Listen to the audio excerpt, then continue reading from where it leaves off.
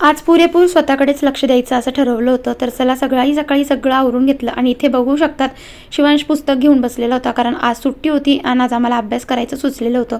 त्यानंतर बघा सकाळची अंघोळ वगैरे केली, घरातली सगळं बाकीची कामं करून घेतली आणि मग आता स्वतःसाठी वेळ काढला. चला म्हटलं रोजच्या रोज आपलं घरातलं तर क्लिनिंग करतोच, पण स्वतःकडे सुद्धा आता थोडं लक्ष द्यायला पाहिजे. हिवाळा चालू आहे आणि स्किनची केअर करणं खूप गरजेचं आहे, कारण हिवाळ्यामध्ये स्किन फाटते, रॅशेस, त्यानंतर खाजो येणे आणि ड्राय स्किन, त्यानंतर केसामध्ये कोंडा, अशा गोष्टींकडे आपण दुर्लक्ष केलं तर आपली स्किन नेहमीच खराब पडते आणि त्यामुळे आपल्याला बॉडीची ॲलर्जीसुद्धा होते. तर अशा वेळी आपण आठवड्यातून 2दा हेअर वॉश केला पाहिजे. त्यानंतर चेहऱ्याला मी मॉइश्चरायझर सनस्क्रीन डेली लावत असते. इतर वेळी तर कामात जमत नाही, पण नेहमी मी बाहेर जाताना किंवा घरामध्ये जेव्हा टाईम भेटेल तेव्हा स्किन केअर म्हणजे मॉइश्चरायझर आणि सनस्क्रीन नेहमीच लावते. त्यानंतर छान थोडासा मेकअप केला. शिवांश एकीकडे बघू शकतात हॉलमध्ये त्यांनी पार्किंग तयार केलेली होती, कारण आज सुट्टी आहे तर घरामध्ये असाच पसारा दिसणार आहे तुम्हाला.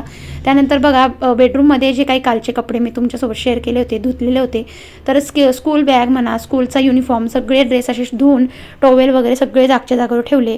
बेडवर सुद्धा अशी पार्किंग वगैरे आमची दिवसभर असतेच.